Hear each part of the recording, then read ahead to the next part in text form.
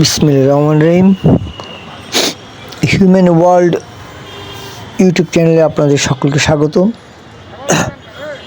তো এই চ্যানেলে এটা প্রথম ভিডিও।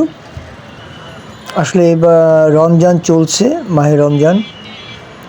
তো অলরেডি রমজানের রমজান চলে গেছে। তো এখন দিন যত যাচ্ছে শপিং মলগুলোতে ব্যস্ততা তত বাড়ছে।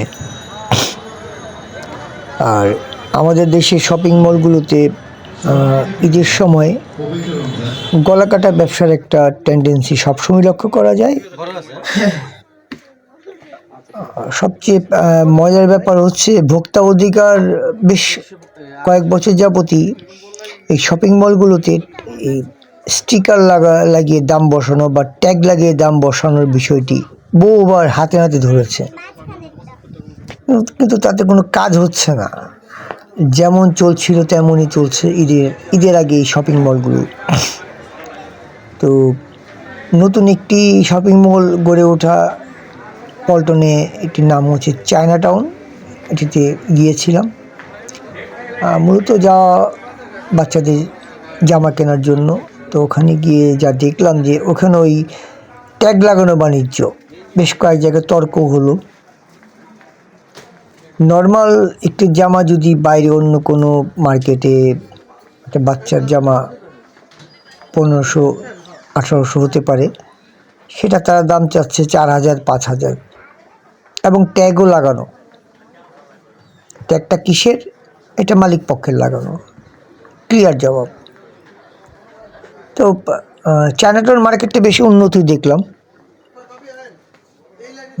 একতলা, দোতলা, তিনতলা, চারতলা সবই ঘুরলাম।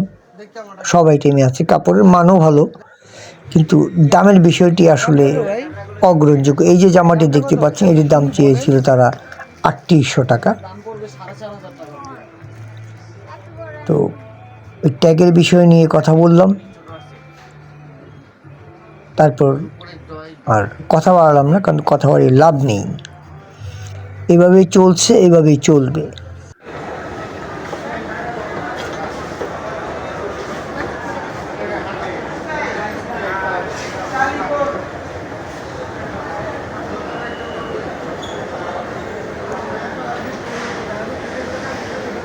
এটা শপিং মলের ওপর থেকে এলিভেটরে করে নিচের দিকের ভিউটা। এটা হচ্ছে তৃতীয় তলা। এখানে বাচ্চাদের এবং মেয়েদের ড্রেসের সমাহার। কিন্তু বিষয় ঘুরে ফিরে একটাই, নিম্ন আয়ের বা মধ্যবিত্ত পরিবারের জন্য এই মার্কেট থেকে কোনো কিছু কেনা আসলে সত্যিকার অর্থে বা আক্ষরিক অর্থেই কঠিন একটি বিষয়। কারণ মধ্যবিত্ত একটি পরিবারে এখন বর্তমানে এই পরিস্থিতিতে, মানে আমি আর্থিক বিষয়টা বলছি, ছোট একটা বাচ্চার জন্য 5000-4000 দিয়ে জামা কেনা সম্ভব না। এই যে জামাগুলো দেখছেন, এইগুলো কোনোটাই 3000-এর নিচে দাম না, 2500-3000 এরকম দাম। এই যে এখানে এই দোকানগুলোতে যে উপরে জামাগুলো, এগুলোর দাম চাচ্ছে 4000-5000। সব তাদের এইগুলো, তাদের যে ভার্সন, যে ব্র্যান্ড আইটেম, চায়না এবং ইন্ডিয়ান মালই সবচেয়ে বেশি। এবং আরেকটা বিষয় দেখলাম চায়না টাউনে,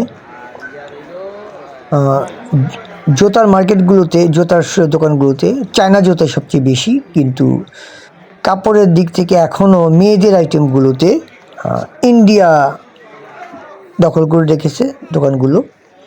এবং বেশিরভাগ দোকানেই ইন্ডিয়ান কাপড় পরিমাণটা একটু বেশি। আর লোকাল মাল নেই বললেই চলে। হয়তো শতকরা হিসেবে যদি যাই, পার্সেন্টেজে 5% হতে পারে। এগুলো সব ইন্ডিয়ান। আমাদের দেশীয় প্রোডাক্ট আসলে এখানে এই মার্কেটে অবহেলিত, এটা স্পষ্টই বুঝতে পারলাম।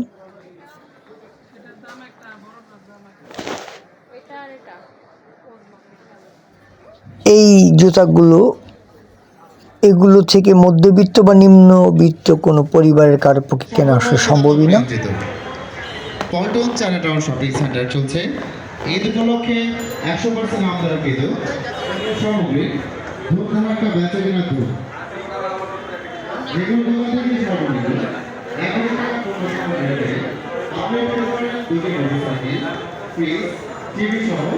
লক্ষ লক্ষ টাকার আকর্ষণীয় 100টি পুরস্কার।